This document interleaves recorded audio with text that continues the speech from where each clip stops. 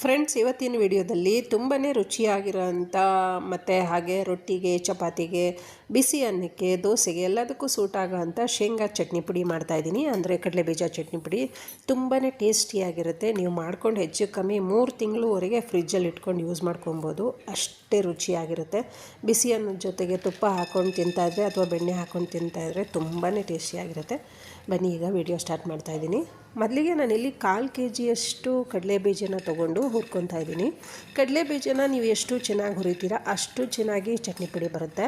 ಕಡಲೆಬೀಜನ ಹಾಕೊಂಡಾದ್ಮೇಲೆ ಸ್ವಲ್ಪ ಅಂದರೆ ಕಡಲೆಬೀಜದ್ದು ಬಣ್ಣ ಚೇಂಜ್ ಆಗೋ ತನಕ ಹುರ್ಕೊಬೇಕಾಗುತ್ತೆ. ಕಡಲೆಬೀಜನ ನೀವು ಹುರಿಯೋಕ್ಕೆ ಸ್ಟಾರ್ಟ್ ಮಾಡಿದ್ಮೇಲೆ ತಿರುಗಿಸ್ಕೊತಾನೆ ಇರಬೇಕು, ಮಧ್ಯ ಬಿಡಬೇಡಿ. ನೋಡಿ, ಈಗ ಕಡಲೆಬೀಜದ್ದು ಕಲರ್ ಚೇಂಜ್ ಆಗಿದೆ. ಸ್ಟವ್ನ ಆಫ್ ಮಾಡಿ ಕಡಲೆಬೀಜನ ಒಂದು ಪ್ಲೇಟ್ನಲ್ಲಿ ಆರಕ್ಕೆ ಬಿಡೋಣ. ಕಡಲೆಬೀಜ ಆರೋ ಅಷ್ಟರಲ್ಲಿ ಮತ್ತೆ ಬೇರೆ ಪದಾರ್ಥಗಳನ್ನ ಹುರ್ಕೊಬೇಕಾಗುತ್ತೆ. ಅದೇ ಬಾಣಲಿಗೆ ಒಂದು ಚಿಕ್ಕ ಬೌಲ್ನಷ್ಟು ಕಡಲೆಬೇಳೆನ ಹಾಕ್ಕೊತಾ ಇದ್ದೀನಿ. ನಾನು ತೋರಿಸ್ತಿದ್ದೀನಲ್ವ ಆ ಸೈಜಿನ ಬೌಲ್ನಲ್ಲಿ ಕಡಲೆಬೇಳೆನ ಹಾಕಿ, ಕಡಲೆಬೇಳೆನೂ ಅಷ್ಟೇ ಕಲರ್ ಚೇಂಜ್ ಆಗೋ ತನಕ ಹುರ್ಕೊಬೇಕಾಗುತ್ತೆ. ಈ ಥರ ಎಲ್ಲ ಪದಾರ್ಥಗಳನ್ನ ಹುರಿದಿರೋದ್ರಿಂದ ಚಟ್ನಿ ಪುಡಿ ತುಂಬ ದಿವಸದವರೆಗೂ ನಾವು ಯೂಸ್ ಮಾಡ್ಕೊಬೋದು. ನೋಡಿ, ಬಣ್ಣ ಚೇಂಜ್ ಆಗಿದೆ. ಕಡಲೆಬೀಜನ ಸ್ವಲ್ಪ ಒಂದು 3/4 ಭಾಗ ಅಷ್ಟನ್ನಾದರೂ ಕಡಲೆಬೇಳೆನ ಒಂದು 3/4 ಭಾಗ ಅಷ್ಟಾದರೂ ಹುರ್ಕೊಬೇಕಾಗುತ್ತೆ. ಹುರಿದಿರೋ ಅಂಥ ಕಡಲೆಬೇಳೆನ ಪ್ಲೇಟ್ನಲ್ಲಿ ಹಾಕ್ಕೊತಾ ಇದ್ದೀನಿ. ಅದೇ ಬಾಣಲಿಗೆ 2 ಸ್ಪೂನಷ್ಟು ಉದ್ದಿನಬೇಳೆನ ಹಾಕ್ಕೊಂಡು ಉದ್ದಿನಬೇಳೆನೂ ಹುರ್ಕೊಬೇಕು. ಉದ್ದಿನಬೇಳೆನೂ ಅಷ್ಟೇ, ಉದ್ದಿನಬೇಳೆದು ಕಲರ್ ಚೇಂಜ್ ಆಗಾದ್ಮೇಲೆ ಎತ್ತಿ ಅದನ್ನು ಪ್ಲೇಟಲ್ಲಿ ಹಾಕ್ಕೊತಾ ಇದ್ದೀನಿ. ಜೊತೆಗೆ ಒಂದೇ ಒಂದು ಚಿಕ್ಕ ಸ್ಪೂನಲ್ಲಿ ಮೆಂತ್ಯನ ತೊಗೊಂಡು ಅದನ್ನು ಹುರ್ಕೊತಾ ಇದ್ದೀನಿ. ಮೆಂತ್ಯ ಸ್ವಲ್ಪ ಬಿಸಿ ಆದರೆ ಸಾಕು, ಒಂದು ಅರ್ಧದಷ್ಟು, ತುಂಬ ಸಿಹಿಯ ತನಕ ಬಿಡಬೇಡಿ. ಮೆಂತ್ಯನೂ ಇವಾಗ ಪ್ಲೇಟ್ನಲ್ಲಿ ಹಾಕ್ಕೊಂಡಿದ್ದೀನಿ. ಜೊತೆಗೆ 2 ಸ್ಪೂನಷ್ಟು ಮೆಣಸನ್ನ ಹಾಕಿ, ಮೆಣಸು ಸ್ವಲ್ಪ ಬಿಸಿ ಆದರೆ ಸಾಕು.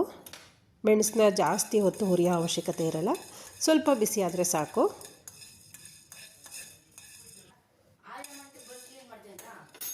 ಸ್ಟವ್ನ ಸಿಮ್ಮಲ್ಲಿಟ್ಟು ಮತ್ತೆ ಮೆಣಸನ್ನ ಪ್ಲೇಟಲ್ಲಿ ಹಾಕ್ಕೊಳ್ಳೋಣ. ನೀವು ಈ ಥರ ಎಲ್ಲ ಪದಾರ್ಥಗಳನ್ನ ರೆಡಿ ಮಾಡಿ ಇಟ್ಕೊಂಬಿಟ್ರೆ 10 ನಿಮಿಷದಲ್ಲಿ ಚಟ್ನಿ ಪುಡಿ ರೆಡಿ ಮಾಡಿಬಿಡ್ಬೋದು. 1 ಸ್ಪೂನಷ್ಟು ಜೀರಿಗೆನ ಹಾಕಿ ಜೀರಿಗೆನ ಹುರ್ಕೊಬೇಕು. ಜೀರಿಗೆನೂ ಅಷ್ಟೇ ತುಂಬ ಜಾಸ್ತಿ ಹೊತ್ತು ಹುರಿಯೋ ಅವಶ್ಯಕತೆ ಇಲ್ಲ, ಸ್ವಲ್ಪ ಬಿಸಿ ಆದರೆ ಸಾಕು. ಈಗ ಜೀರಿಗೆನೂ ಪ್ಲೇಟಲ್ಲಿ ಹಾಕ್ಕೊತಾ ಇದ್ದೀನಿ. ನಾನು ಡಿಸ್ಕ್ರಿಪ್ಷನಲ್ಲಿ ಏನೇನು ಐಟಮ್ಸ್ನ ಹಾಕ್ಕೊಂಡಿದ್ದೆ ಅಂತ ಡಿಸ್ಕ್ರಿಪ್ಷನಲ್ಲಿ ಹಾಕಿರ್ತೀನಿ. ನಿಮಗೇನಾದರೂ ಈ ವಿಡಿಯೋದಲ್ಲಿ ಮಿಸ್ ಆದರೆ ಡಿಸ್ಕ್ರಿಪ್ಷನ್ ನೋಡಿ. ಜೊತೆಗೆ 2 ಸ್ಪೂನಷ್ಟು ಧನಿಯಾನ ಹಾಕ್ಕೊಂಡು ಬಿಸಿ ಮಾಡ್ಕೊತಾ ಇದ್ದೀನಿ.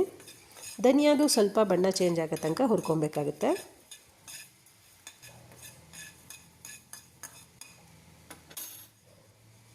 ಧನಿಯಾದು ಬಣ್ಣ ಚೇಂಜ್ ಆದಮೇಲೆ ಧನಿಯಾನು ಎತ್ತಿ ಪ್ಲೇಟಲ್ಲಿ ಹಾಕ್ಕೊಳ್ಳೋಣ.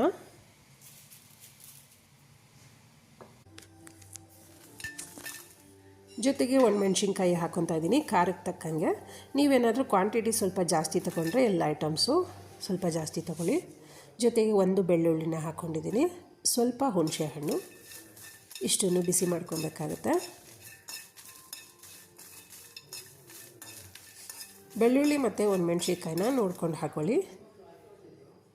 ಇದಕ್ಕೆ ಸ್ವಲ್ಪ ಎಣ್ಣೆನ ಹಾಕ್ಕೊತಾ ಇದ್ದೀನಿ, ಯಾಕಂದರೆ ಬೆಳ್ಳುಳ್ಳಿದು ಸ್ವಲ್ಪ ಹಸಿ ವಾಸನೆ ಬಂದ್ಬಿಡುತ್ತೆ. ಹಾಗಾಗಿ ಎಣ್ಣೆನಲ್ಲಿ ಫ್ರೈ ಮಾಡಿಕೊಂಡ್ರೆ ಬೆಳ್ಳುಳ್ಳಿದು ಹಸಿ ವಾಸನೆ ಅಷ್ಟು ಬರಲ್ಲ.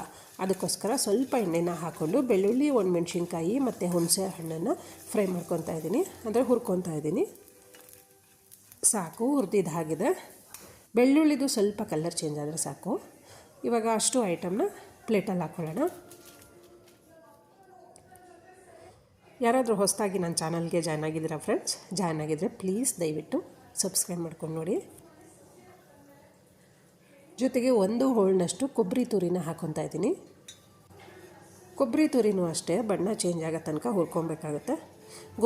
ಕೊಬ್ಬರಿ ತುರಿನೂ ಅಷ್ಟೇ ನೀವು ತುಂಬ ಚೆನ್ನಾಗಿ ಹುರ್ಕೊಬೇಕಾಗುತ್ತೆ, ಅಂದರೆ ಜಾಸ್ತಿ ಸಿಹಿಯಾಗಿ ಬಿಟ್ಬೇಡಿ.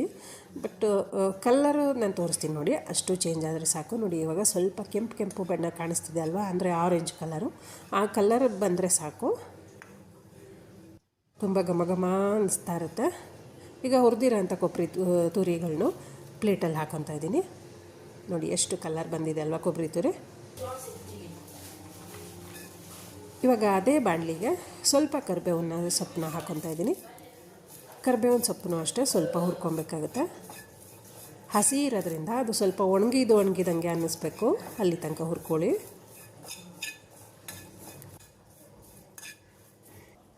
ಕರೆಕ್ಟಾಗಿ ಬಂದಿದೆ. ಈಗ ಕರಿಬೇವಿನ ಸೊಪ್ಪನ್ನು ಮತ್ತೆ ಪ್ಲೇಟಲ್ಲಿ ಹಾಕ್ಕೊಳ್ಳೋಣ. ಈಗ ಇಷ್ಟು ಪದಾರ್ಥಗಳನ್ನ ಆರಲಿಕ್ಕೆ ಬಿಡಬೇಕು. ಈಗ ಪದಾರ್ಥಗಳು ಆರೋ ತನಕ ಇವಾಗ ಕಡಲೆ ಬೀಜನ ಸಿಪ್ಪೆ ಇರುತ್ತಲ್ವ, ಸಿಪ್ಪೆ ತಗೊಬೇಕಾಗುತ್ತೆ. ತೋರಿಸ್ತಿದ್ದೀನಿ ಅಲ್ವ. ಈಗ ಕಡಲೆ ಬೀಜದ್ದು ಈ ಥರ ಸಿಪ್ಪೆ ಎಲ್ಲ ತೆಗಿಬೇಕು. ಅದಕ್ಕೋಸ್ಕರ ನಾನು ಈ ಥರ ಸಣ್ಣದು ಕಳ್ಳು ಬರುತ್ತಲ್ವ, ನೀವು ಶುಂಠಿ ಬೆಳ್ಳುಳ್ಳಿ ಕೆಚ್ಚಕ್ಕೆಲ್ಲ ಇಟ್ಕೊಂಡಿರ್ತೀರಲ್ವ, ಅದರಿಂದ ಈ ಥರ ಪ್ರೆಸ್ ಮಾಡ್ಕೊತಾ ಬಂದರೆ ಹಾಗೆ ಪುಡಿನೂ ಆಗುತ್ತೆ. 2 ಪೀಸ್ ಆಗುತ್ತೆ ಕಡಲೆ ಬೀಜ. ಜೊತೆಗೆ ಅದ್ರದ್ದು ಸಿಪ್ಪೆ ಏನು ಬರುತ್ತೆ ಅದು ಎಲ್ಲ ಬಿಟ್ಕೊಂಬರುತ್ತೆ ನೋಡಿ. ಈಗೆಲ್ಲ ಸಿಪ್ಪೆ ಎಲ್ಲ ನೀಟಾಗಿ ಬಿಟ್ಟಿದೆ. ಇವಾಗ ಅದನ್ನು ನಿಮ್ಮ ಮನೇಲಿ ಏನಾದರೂ ಮರ ಇದ್ದರೆ ಅದರಿಂದನೂ ಕ್ಲೀನ್ ಮಾಡ್ಕೊಬೋದು, ಅಥವಾ ನಾನು ಇಲ್ಲಿ ಸುಮ್ಮನೆ ಹಿಂಗೆ ಬಾಯಿಂದನೇ ಉರುಬಿ ಕ್ಲೀನ್ ಮಾಡ್ಕೊಂಡಿದ್ದೀನಿ. ಅಷ್ಟಕ್ಕೆ ಕ್ಲೀನಾಗಿ ಸಿಪ್ಪೆ ಎಲ್ಲ ಹೊಟ್ಟೋಗ್ಬಿಡುತ್ತೆ. ಬೇಗನೆ ಮಾಡ್ಕೊಂಬಿಡ್ಬೋದು ನೋಡಿ. ಸಿಪ್ಪೆ ಎಲ್ಲ ತೆಗ್ದಿದ್ದಾಗಿದೆ ಇವಾಗ ಕಡಲೆ ಬೀಜದು. ಈಗ ಜಾರ್ ತೊಗೊಂಡು ರುಬ್ಬೋದಕ್ಕೆ ರೆಡಿ ಮಾಡ್ಕೊಳ್ಳೋಣ. ಜಾರ್ಗೆ ಹುರಿದಿರೋ ಅಂಥ ಪದಾರ್ಥಗಳನ್ನೆಲ್ಲ ಹಾಕ್ಕೊತಾ ಇದ್ದೀನಿ. ನೀವು ಜಾರ್ಗೆ ಈ ಥರ ಪದಾರ್ಥಗಳು ಹಾಕೋಬೇಕು ಅಂದರೆ ಎಲ್ಲ ಐಟಮ್ಸು ತಣ್ಣಗೆ ಆರಿರಬೇಕು. ನೀವು ರೊಟ್ಟಿ ತಿನ್ನುವಾಗಂತೂ ಮೊಸರು ಜೊತೆಗೆ ಈ ಥರ ಚಟ್ನಿ ಪುಡಿ ಹಾಕ್ಕೊಂಡು ತಿಂದು ನೋಡಿ, ತುಂಬ ಚೆನ್ನಾಗಿ ಬರುತ್ತೆ. ನನಗಂತೂ ಮೊಸರು ಜೊತೆ ಚಟ್ನಿ ಪುಡಿ ಹಾಕ್ಕೊಂಡು ತಿನ್ನೋದೇ ತುಂಬ ಇಷ್ಟ. ಈಗ ಜೊತೆಗೆ ಕಡಲೆ ಬೀಜನೂ ಹಾಕ್ಕೊತಾ ಇದ್ದೀನಿ. ಈಗ ರುಚಿಗೆ ತಕ್ಕಷ್ಟು ಉಪ್ಪು ಹಾಕ್ಕೊಂಡಿದ್ದೀನಿ. ರುಬ್ಕೊಂಬರೋಣ ಈಗ ನೋಡಿ. ಈ ಥರ 1-2 ರೌಂಡ್ ತಿರುಗಿಸಾದ್ಮೇಲೆ 1 ಸ್ಪೂನ್ ತೊಗೊಂಡು ಈ ಥರ ಎಲ್ಲನೂ ಸುತ್ತ ಎಲ್ಲ ತಿರುಗಿಸ್ಕೊಂಡು ನೀಟಾಗಿ ಒಳಗಡೆ ಮಾಡ್ಕೊಳ್ಳಿ. ಮತ್ತು ಇನ್ನೊಂದು ಸಲ 1-2-3 ರೌಂಡು ತಿರುಗಿಸೋಣ. ಇದಕ್ಕೆ ಸ್ವಲ್ಪ ಇಂಗು ಹಾಕ್ಕೊತಾ ಇದ್ದೀನಿ. 1-2 ಚುಟಿಕೆ ಅಷ್ಟು ಸಾಕಾಗುತ್ತೆ. ಜೊತೆಗೆ 1 ಸ್ಪೂನಷ್ಟು ಬೆಲ್ಲದ ಪುಡಿ ಹಾಕ್ಕೊತಾ ಇದ್ದೀನಿ. ಯಾಕಂದರೆ ಉಪ್ಪು, ಖಾರ, ಸಿಹಿ, ಹುಳಿ ಇಷ್ಟು ಇರೋದ್ರಿಂದ ತುಂಬ ಚೆನ್ನಾಗಿ ಬರುತ್ತೆ. ಹಾಗಾಗಿ ಬೆಲ್ಲ ಹಾಕ್ಕೊಂಡು ಮಾಡಿ, ನೀವು ಟೇಸ್ಟ್ ತುಂಬ ಚೆನ್ನಾಗಿ ಬರುತ್ತೆ ನೋಡಿ. ಇಷ್ಟು ತರಿ ಬಂದರೆ ಸಾಕು. ಚಟ್ನಿ ಪುಡಿ ರೆಡಿ ಆದಂಗೆ ಲೆಕ್ಕ. ಖಾರ ಇರುತ್ತೆ, ಉಪ್ಪಿರುತ್ತೆ, ಹುಳಿ ಇರುತ್ತೆ, ಸಿಹಿನೂ ಇರುತ್ತೆ. ಹಾಗಾಗಿ ತುಂಬಾ ಚೆನ್ನಾಗಿ ಬರುತ್ತೆ ಶೇಂಗಾ ಚಟ್ನಿ ಪುಡಿ. ನೀವು ಒಂದು ಸಲ ಮಾಡಿ ಇಟ್ಕೊಳ್ಳಿ. 3 ತಿಂಗಳ ತನಕ ಹೆಚ್ಚು ಕಮ್ಮಿ ಆಗುತ್ತೆ. ಬೆಳಗ್ಗೆ ಟೈಮ್ ನಾವು ಎದ್ದು ಬರೀ ರೊಟ್ಟಿ ಮಾಡ್ಕೊಂಬಿಟ್ರೆ ಸಾಕು. ಮೊಸರು ಜೊತೆ ಈ ಥರ ಚಟ್ನಿ ಪುಡಿನೇ ಹಾಕ್ಕೊಟ್ರೆ ತುಂಬ ಇಷ್ಟಪಟ್ಟು ತಿಂತಾರೆ. ಈಗ ಪೌಡ್ರನ್ನೆಲ್ಲ ನಾನು ಒಂದು ಪ್ಲೇಟಲ್ಲಿ ಇಟ್ಟು ಆರ್ಲಿಕ್ಕೆ ಬಿಟ್ಟಿದ್ದೀನಿ. ಆರಿದ ನಂತರ ಒಂದು ಬಾಕ್ಸಲ್ಲಿ ಹಾಕಿ ನೀಟಾಗಿ ಫ್ರಿಡ್ಜಲ್ಲಿ ಇಡಬೇಕಲ್ವ, ಹಾಗಾಗಿ ಒಂದು ಬಾಕ್ಸಲ್ಲಿ ಹಾಕಿ ಇಟ್ಕೊತಾ ಇದ್ದೀನಿ. ಈ ಥರ ಬಾಕ್ಸಲ್ಲಿ ಹಾಕಿ ಇಟ್ಕೊಂಡ್ರೆ ನೀವು 3 ತಿಂಗಳು ಅಲ್ಲ, ಎಷ್ಟು ದಿವಸದ ಬೇಕಾದವರೆಗೂ ಇಟ್ಕೊಬೋದು. ಹಾಗೆಯೇ ತುಂಬಾ ಬೆಳಗಿನ ಬ್ರೇಕ್ಫಾಸ್ಟ್ಗೆ ಈ ಥರ ಚಟ್ನಿ ಪುಡಿ ಇದ್ದರೆ ತುಂಬಾ ಬ್ರೇಕ್ಫಾಸ್ಟ್ ಬೇಗ ರೆಡಿ ಆಗಿಬಿಡುತ್ತೆ. ಹಾಗಾಗಿ ಫ್ರೆಂಡ್ಸ್, ಇವತ್ತಿನ ವಿಡಿಯೋ ನಿಮ್ಗೆ ಇಷ್ಟ ಆಗಿದ್ರೆ ದಯವಿಟ್ಟು ಲೈಕ್ ಮಾಡಿ, ಶೇರ್ ಮಾಡಿ, ಸಬ್ಸ್ಕ್ರೈಬ್ ಮಾಡಿ. ನಿಮ್ಮ ಸ್ನೇಹಿತರಿಗೆ, ಫ್ಯಾಮಿಲಿ ಮೆಂಬರ್ಸ್ಗೆ ತಪ್ಪದೇ ಈ ವಿಡಿಯೋನ ಶೇರ್ ಮಾಡ್ತೀರಾ ಅಲ್ವಾ. ಮತ್ತೆ ಮುಂದಿನ ವಿಡಿಯೋದಲ್ಲಿ ಸಿಗೋಣ. Thank you.